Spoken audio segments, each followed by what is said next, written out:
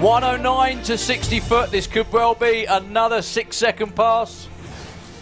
It is 6.86. Look at the speed as well.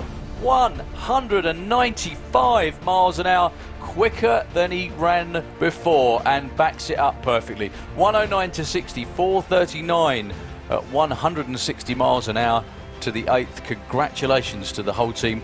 That is the new record.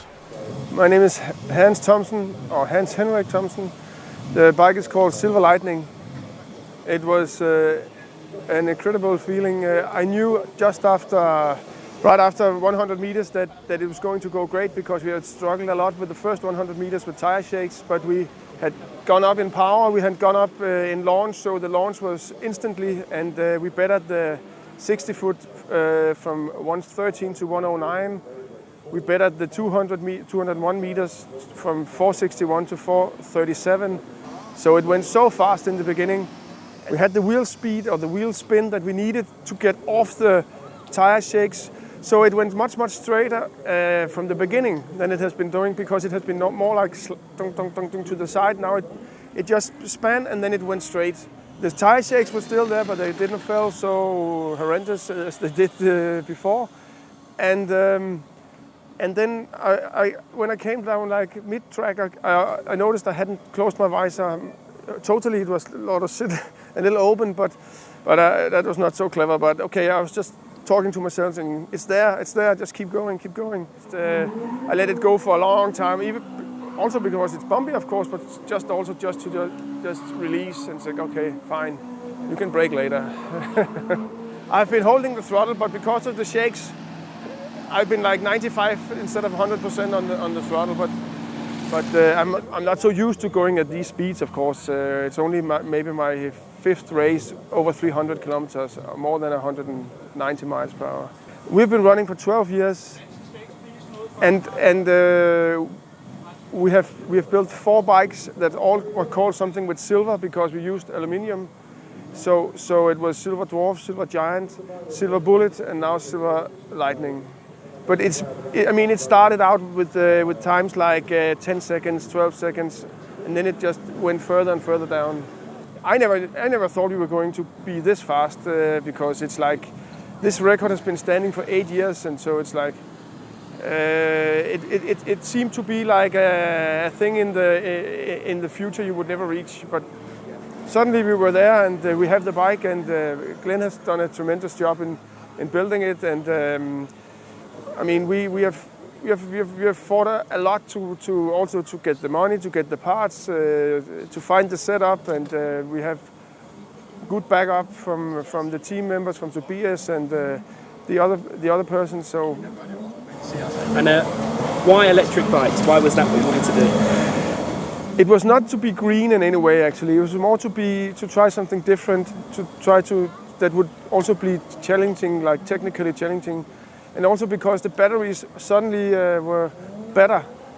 And my cousin said, well, we should build something electric one day, because the batteries are getting there soon. But at that time, there were no Tesla, there were nobody had heard about electric vehicles, really. The present has caught up with us now, because now electric vehicles are everywhere, and so we are more relevant than we were maybe 10 years ago. We came from a track, Mantorp in Sweden, where the grip is less strong. I think this is the strongest grip we have ever seen. And I know you renewed the track 2 years ago or something, so it's a very good grip. So we had more like forgiveness in the Mantorp track, because we could have those little spins down the track, so it was easier to correct the lines. The bike will go left. We don't know why, but it is going left. So I'm sitting a little to the right.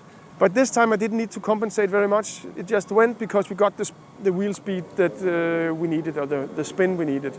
So it was a problem for us to adjust to this kind of grip, really. We've always fought against, wheel spinning, but now we had to increase power to get that. But that's of course a plus for the track. But at the same time, it was problematic for us, because if you ask us before the run now, we were like a little down. So we had big discussions on what to do and how the setting should be, and so we ended up like, okay, now we try this, but we didn't done that before and it didn't really help. But suddenly it helped. We also had Ian King here to view some of the, and we have to say thank you to Ian King for this, because he came and came with some good viewpoints, and he looked at the bike from behind. He looked at the data logging, and that was also a big help. Also, we have talked with Team Speedy, the other Danish riders, the double European champion, and they also came with good input for us. So we have to learn from the ones that knows a lot better than we, because we are not so much in these big bikes. We only have like 1 year experience, really. So we only started to about this record 2 years ago, because we didn't have a bike to do it. It's from 2019, but the record has been standing for 8 years, and nobody have been taking it. And we have 3 rail dragster teams, electric in America, with Don Garlitz, with Steve Huff, and John Metrick. We run Sirius motors, DC motors. They run AC motors, 3-phase motors, and it's much more complicated to get that to work in terms also of torque from the line, starting off the line. So they have been going more after the 200 mile per record mark. I don't see anybody having anything that can do this sort of time now. But we don't really know how. I mean, Steve Huff is very good backed up, but at least within bikes, I don't think there are anybody. But maybe Steve Huff will do something, because he has done the 201 mile now, and Don Garlitz is 89 years old, so he's a bit, maybe it's too late for him. He's a legend in drag racing also. But he has built 2 electric now, and he has done a 7.2 as best. So, but these are the competitors, but they are struggling with the new technology, and it's much more expensive also. So we are running the old technology as long as we can, and we push it as far as we can. But we know it's old technology. We know it's like not the new stuff. But you often have this in racing. You have 2 sorts of ways to go, and right now it's easier or it's cheaper to do the thing we do. Because we did the 7.8 in Malmö, and we were sort of, should we try to take the record here? But we had only like one run left, because the time was gone. So it came as a surprise. And then we were like, but we have to find somewhere where there is a good track. So it was either Finland, Karlhuva track, or this track. And then